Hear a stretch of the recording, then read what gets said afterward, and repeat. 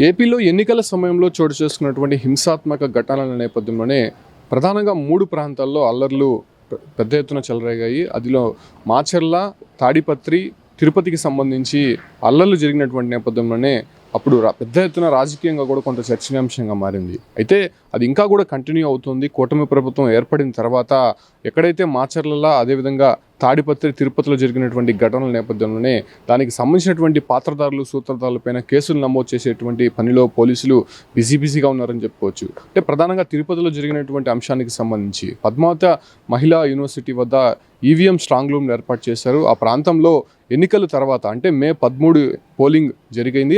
అటు తర్వాత ఆ పోలింగ్ బాక్సులకు ఈవీఎంలకు సంబంధించినటువంటి పరిశీలనకు వెళ్తున్నటువంటి చంద్రగిరి టీడీపీ ఎమ్మెల్యే అభ్యర్థి పులివర్తి నాని పైన అటు వైసీపీకి సంబంధించినటువంటి కొంతమంది నేతలు దాడికి పాల్పడినటువంటి ఘటనలు మనం చూసాం. అది పక్కాగా సీసీ ఫుటేజ్తో పాటు అక్కడ ఉన్నటువంటి ప్రత్యక్ష సాక్షులు కూడా అక్కడ ఉన్నటువంటి పోలీసులకు వివరించారు. సో అదే నేపథ్యంలోనే పెద్ద సంఖ్యలో అక్కడ టీడీపీ కార్యకర్తలు కూడా చేరుకొని అల్లర్లు చేసినటువంటి పరిస్థితి. అటు ఇరు వర్గాలకు సంబంధించినటువంటి నేతలపైన పోలీసులు అయితే కేసులు నమోదు చేశారు. అంటే దానిపైన సిట్టు కూడా ఏర్పాటు చేసినటువంటి నేపథ్యంలోనే ఇప్పటివరకు 36 మందిని కేసుల్లో చేర్చినటువంటి పరిస్థితి. 37వ చెవిరెడ్డి మోహిత్ రెడ్డి అంటే అప్పుడు వైసీపీ తరఫున పోటీ చేసినటువంటి ఎమ్మెల్యే అభ్యర్థిగా చెవిరెడ్డి మోహిత్ రెడ్డి ఉన్నారు. ఆయన పేరును కూడా చేర్చినటువంటి పరిస్థితి. అయితే నిన్న చెవిరెడ్డి మోహిత్ రెడ్డిని బెంగళూరులో అరెస్ట్ చేయడంతో ఒకంత మళ్ళా రాష్ట్ర వ్యాప్తంగా కొంత చర్చనీయాంశంగా మారింది. అంటే ఇప్పటివరకు తన కొడుకు పేరు కేసులో లేదు, కావాలనే ఇరికించారని చెప్పి కూడా ఇవాళ ఉదయం చెవిరెడ్డి భాస్కర్ రెడ్డి ఆందోళనకు దిగినటువంటి పరిస్థితి. అయితే నిన్న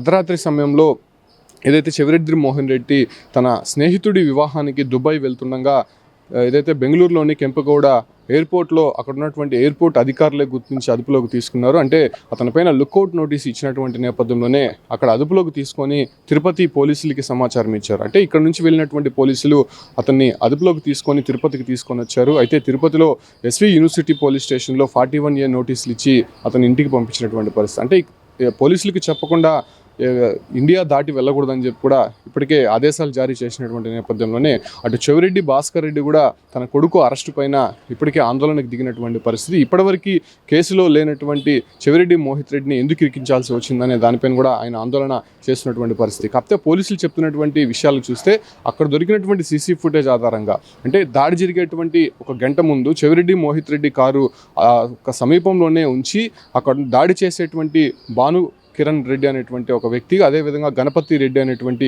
ఇద్దరు ప్రధానమైనటువంటి వారికి ఇన్స్ట్రక్షన్స్ ఇచ్చారు. సో ఆ కారణంగానే వాళ్ళు నేరుగా పద్మావతి మహిళా యూనివర్సిటీకి ఎంటర్ అవుతున్నటువంటి టీడీపీ అభ్యర్థి పులివర్తి నాని పైన అటాక్ చేశారనేటువంటి విషయాలను మాత్రం ఇప్పటికే అటు టీడీపీ నేతలు కంప్లైంట్లో రాయడం, అదే రకంగానే దానికి తగినట్టుగానే కొన్ని సాక్ష్యాధారాలు కూడా చూపించడంతో చెవిరెడ్డి మోహిత్ రెడ్డి పైన కూడా కేసులు అయితే నమోదు చేసినటువంటి పరిస్థితి. అయితే ఆయన్ని అదుపులోకి తీసుకునేటువంటి క్రమంలోనే బెంగళూరు నుంచి తిరుపతికి తరలించే క్రమంలో తిరుపతిలో ఉన్నటువంటి వైసీపీ కార్యకర్తలు కూడా పెద్ద ఎత్తున యూనివర్సిటీ పోలీస్ స్టేషన్ వద్దకు చేరుకొని ఆందోళన దిగినటువంటి పరిస్థితి. ప్రస్తుతం 41A నోటీసులు ఇచ్చి ఇంటికి పంపించడంతో ఆ ఒక్క ఆందోళన అయితే విరమించినప్పటికీ కూడా ఖచ్చితంగా దీనిపైన పోరాటం చేస్తానని చెప్పి అటు చెవిరెడ్డి భాస్కర్ రెడ్డి చెప్తున్నాడు. కాకపోతే అక్కడ జరిగినటువంటి దాడి ఒకసారి మనం గమనిస్తే నేరుగా 2 కార్లలో పులివర్తి నాని ఈవీఎం సెంటర్ లోపలికి వెళ్తున్నారు. అదే క్రమంలోనే అక్కడ ఉన్నటువంటి భాను కిరణ్ రెడ్డి అదేవిధంగా గణపతి రెడ్డి అనేటువంటి ఇద్దరు ప్రధానంగా అదే రకంగా వాళ్ళతో ఉన్నటువంటి కొంతమంది అనుచరులు రెడ్ కారులో లోపలికి వెళ్ళడము, ఆ ఒక కారులో నుంచి ఒక్కసారిగా దిగి బీరు బాటిల్ అదే రకంగా పెద్ద రాళ్ళు తీసుకొని పులివర్తి నాని వాహనాలపైన నేరుగా దాడి చేయడము, ఆయన అక్కడి నుంచి కొంత తప్పించుకునే ప్రయత్నంలో కొంత గాయపడినట్టయితే తెలుస్తోంది.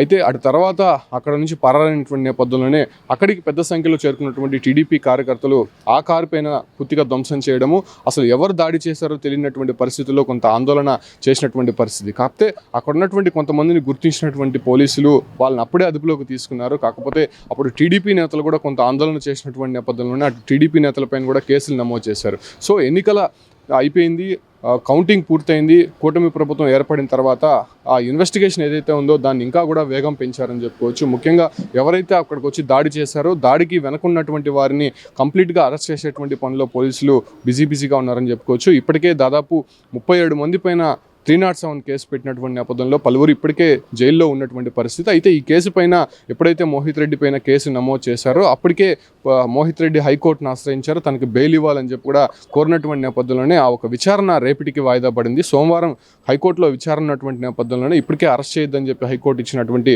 ఆదేశాల మేరకు పోలీసులు ఈ దేశం విడిచి వెళ్లకుండా కేవలం లుకౌట్ నోటీస్ ఇచ్చినటువంటి నేపథ్యంలోనే అక్కడ ఉన్నటువంటి ఇమిగ్రేషన్ అధికారులు నేరుగా పోలీసులకు సమాచారం ఇవ్వడం, వాళ్ళు ఇక్కడికి తీసుకొని వచ్చి 41A నోటీస్ ఇచ్చి ఇంటికి పంపించినటువంటి పరిస్థితి కనిపిస్తుంది. అయితే చంద్రగిరిలో మాత్రం ఇటీవల మనం చూసాం, రెండు నేతల మధ్య మాటల యుద్ధం కొనసాగుతూనే ఉంది.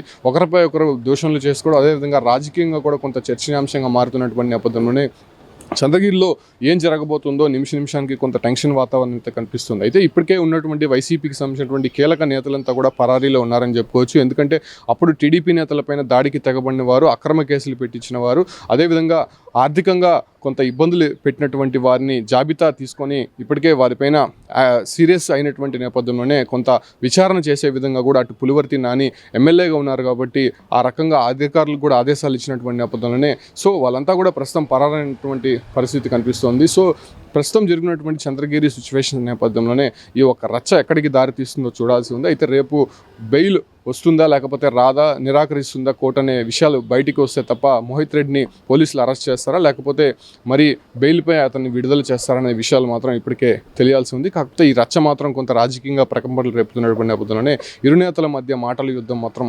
కొనసాగుతోంది.